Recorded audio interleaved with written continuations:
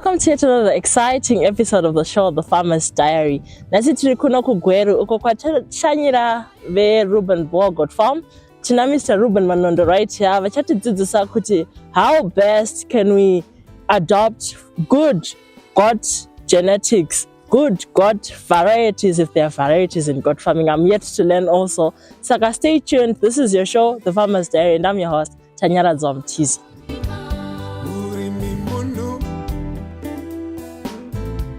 Welcome, I'm Reuben Munondo. Our study is Reuben Boer Goats Farm. We are here in Gweru, plot number 65, Senale Farm, Gweru. That's this Gweru peri-urban. We're not very far from town, just like 6 k's from town you're here. We trying to set up, start breeding of Boer goats, start breeding of Kalahari Reds and the Boer goats. But over the experience gained over 18 years ago, we have settled in on the Dopa sheep and the Kalahari Reds. We are going to be the king of the Kalahari Reds here in Zimbabwe. That's very interesting. Okay. That's very interesting. So take us through your journey. How did you start? Have you always been a farmer? Did you study agriculture or animal farming in school, or this is a passion? Take us through your journey. Okay, I didn't do agriculture at school. I'm not trained in agriculture, but it's now 18 years of experience farming with small stock. I'm so passionate about it. Having got this farm, it's a 5-hectare farm. We've tried horticulture, but due to limitation of space, we have seen that if you farm with small stock, goats and sheep, these are climate smart animals. You can have so many on a small space. Like right now, this is a drought year. We have 250 animals running around here, and as you will see later on, our animals are very healthy. Because healthy animals are profitable. Why doing small stock? Farming with small stock like goats. We say goats are climate smart. Global warming is a reality. It has got its own challenges to the farmer. Limitations of feed. Like here, on a normal rainy season, we can grow our own pastures within the 5-hectare farm, which is divided into five paddocks. The 5 paddocks, if we grow our own pastures rain-fed, we fill our silages, we can feed our animals throughout the year. A lot of people who go into this small stock farming, they pay top dollar for top genetics. If you have top genetics and you don't provide good nutrition, you don't provide good animal health, you don't provide good management, you won't get the results. Yes. That's very true. Yeah, that is so very in true. short, I'll say that. Yeah. So you spoke about zeroing in on the Kalahari Reds. So I would like to know where you get your Kalahari Reds and why specifically are you going to focus on the Kalahari Red genetic compared to the Boer. What's special about the Kalahari Red? Kalahari Reds are hard animals. We had the privilege here of breeding both the Boer and the Kalahari, and every time we have an outbreak of, say, a disease like off disease, we have seen that a few of our Kalahari Reds would get affected. And when we take we're saying Kalahari Reds are hard. They are hard animals, disease-wise. If you take your Kalahari Reds and your Boer goes to the field, we have seen our Kalahari Reds, they are hard grazers. They can withstand the heat, the cold, So, and but I tell you, in terms of growth rate, these animals, they grow the same, but we have seen in our own area here that Kalahari Reds are the best, and we had an opportunity to have customers like NGOs where we would provide a lot of animals, say to marginalized areas like Gokwe, Gwanda. The survival rate of our Kalahari Reds, we have seen it high. The animals that we breed with here, our sires, our dams, they are all certified animals, stud certified animals. Like we imported our breeding stock from South Africa.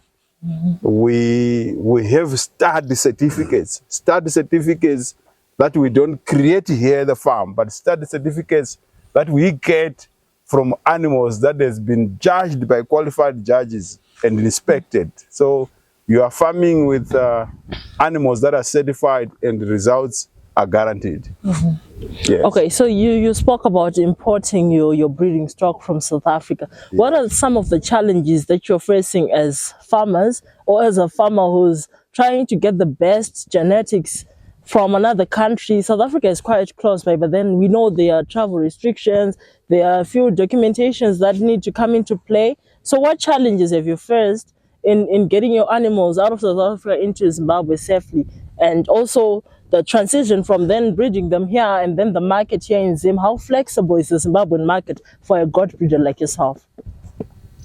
I'm excited. The market is good. We're thankful to the Zimbabwean farmers for the great support. The challenges that we get, because you know, when you bring in animals, once in a while, you also want to continue bringing in more genetics, so that you don't do what you call inbreeding. Because inbreeding, instead of bringing in the genetic benefits, it will start taking your breed down. So once in a while, we want to bring in new genetics. But the distance, South Africa, that's one. The cost also of the import licenses has gone up. Border charges have gone up. Border taxes have gone up. I'm sure the last time we imported, it went up to 21% of the invoice value, which we think is a bit inhibitive. If we look forward to the policymakers that if they can review that, because we need to grow this. The demand for these animals in Zimbabwe is high. We need to bring in as many as possible, because farmers want this breed. Thank you. Okay, Mr. Munondo, one would ask why you are putting your goats and your sheep in one, what do you call it? One farm, or maybe one farm or one paddock, if we can call it that. All right. We have seen through experience that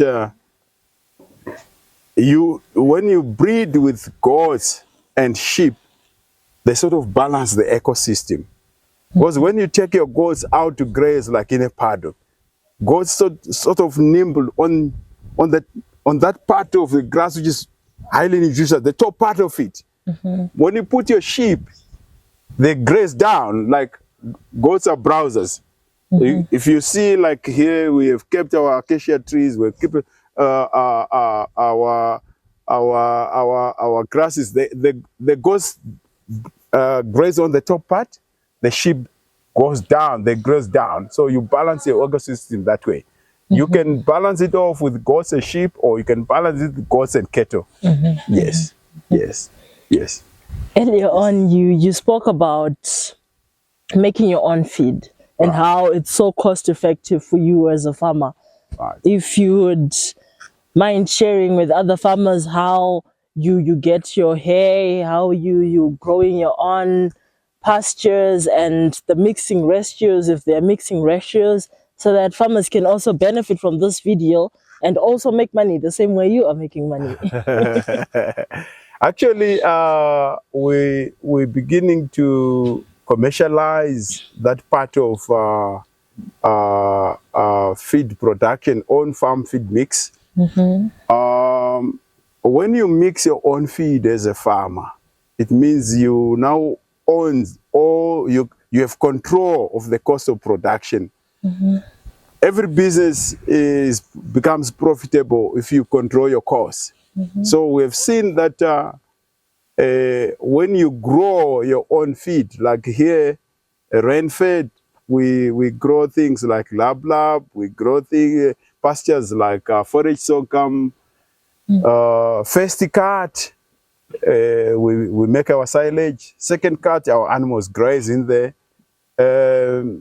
Feed mixes. How do you make feed for the goats? I would want to differ more from the academics. They talk of percentages. Percentage of what legume, 1% of that, 1% of that.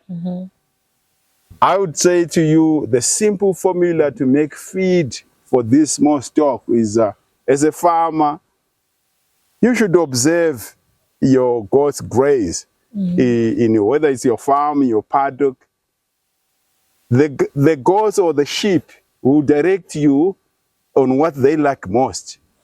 What you should do as a farmer is, at what stage of that, say a pasture, we take an example of a pasture, at what stage do you get that pasture? Like here you can see, besides us here, there are acacia pods. During the time when you have acacia pods, your goats run to eat this and their condition improves. So what a clever farmer should do is, how do you harvest that feed which your goats like in your particular area? How do you preserve it so that during times of winter or times of scarce feed, you provide that your goats will always look amazing. So to me, that's the simplest way to make feed. I wouldn't want to talk about percentage, no. Right. Thank you so much, Mr. Munondo. So, is there anything that you would like us to know about goat farming, the benefits, the monetary value? Because farmers right now, they're taking agriculture as a business. So, if I'm to venture into goat farming, I get my very good Kalahari Reds from Mr. Munondo. I take them to the farm.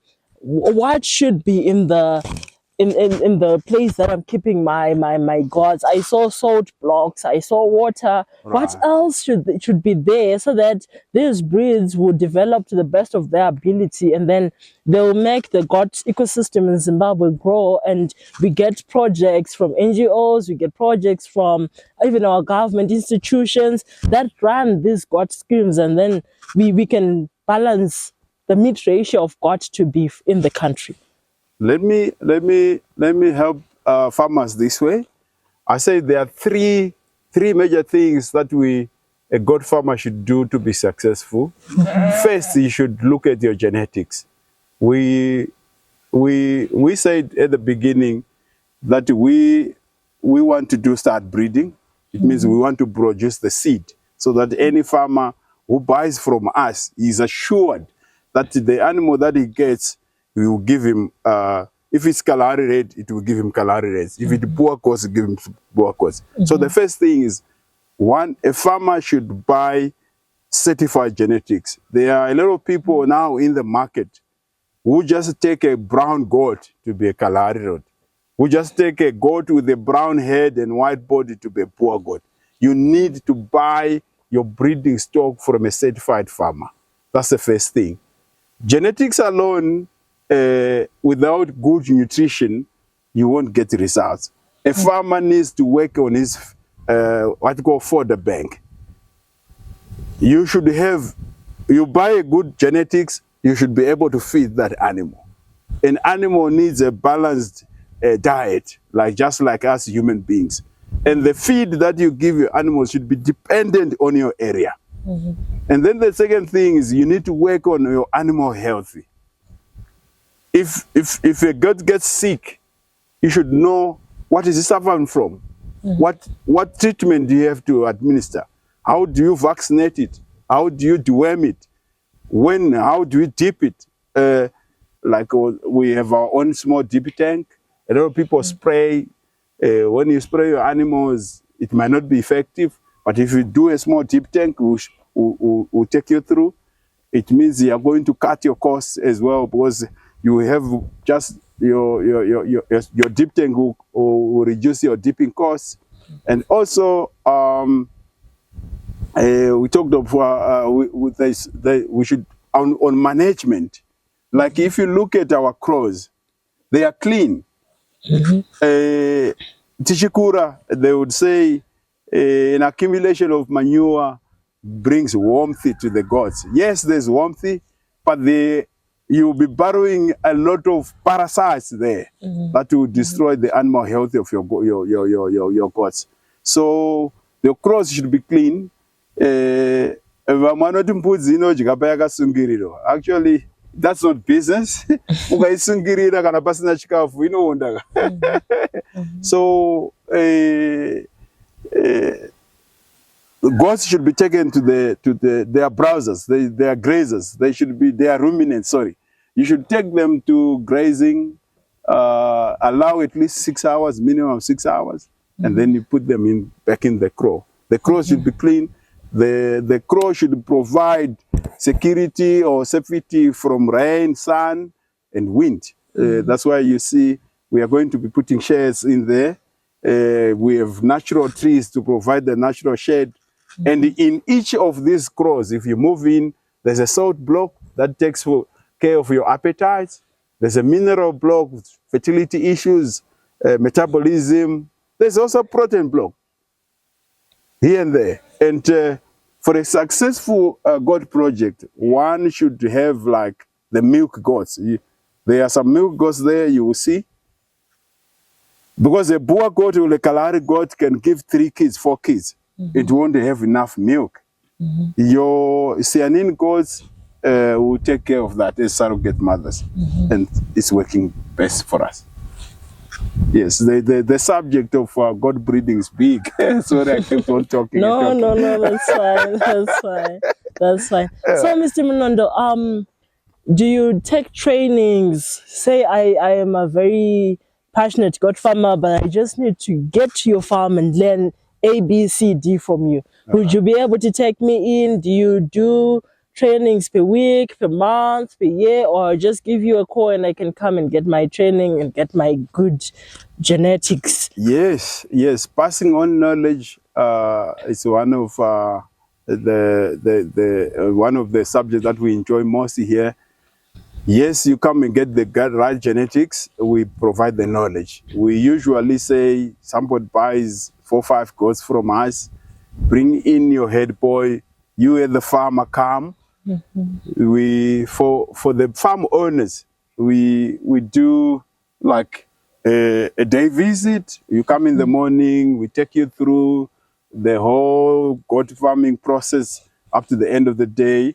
We have that facility. For the head boys, we usually say 4 days. He comes in here, he stays with us. You'll know when to open the goats to the crows, the signs they give when they are sick, the symptoms, how to treat. Because you should only call a vet when it's a complicated disease. You don't need to be calling a vet if your goat is bloated. Because by the time you start phoning, yeah, my goat is bloated, it will die. So you need to know the basics. We train our farmers that, yes. So, Mr. Munondo, do you have any words of encouragement for a farmer who's been yearning for years to start goat farming, but then they just don't know how to start or when to start even? Oh, great. Yeah, goat farming is profitable. Goat farming is business. Goat farming is family business. Like in our own setup, the director is actually family, myself, my wife, my daughter. It provides employment for everyone in the family. Goat farming is cool. There is money. Like here, if you do simple maths, we have 250 goats here, average 500. If you punch the calculator, you can see it's really profitable. I encourage every farmer out there to try it. It's working for us. It's paying the bills. It's paying for the amenities. I really encourage, for more details, anyone who wants to get more information, you can get me on my WhatsApp number 0777 283 134. The number is also on WhatsApp, and it's linked to Facebook as well. We have new partners now. You have to like the YouTube channel. You just advertised for me. Yes. Thank you. Thank you so much, Mr. Munondo. Right. That was yet another fun-filled and educational episode of the Farmer's Diary. I'm sure everyone learnt a lot about goat farming and a bit of sheep farming from Mr. Munondo. Please do like and subscribe to our YouTube channel. We are The Farmer's Diary on Facebook, The Farmer's Diary on YouTube, and The Farmer's Diary on Twitter. My name is Tanyara Zomtiza, and I'm your host for the show, The Farmer's Diary. It's bye for now.